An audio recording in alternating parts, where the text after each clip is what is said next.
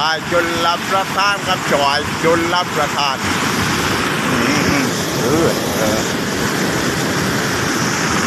ควายชนรับประทานครับตามเลยครับเดินมาครับเลยครับครับครับ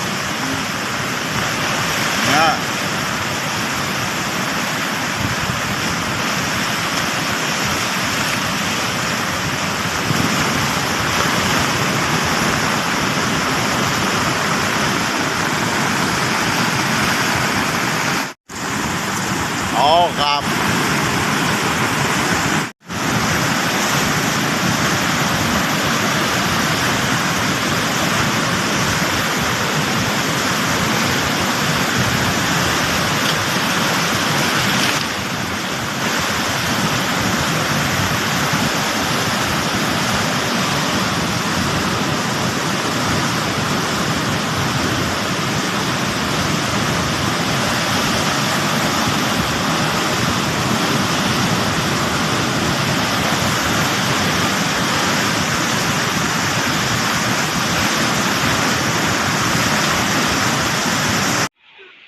นี่คือน้ำบริเวณหลังบ้านนะคะ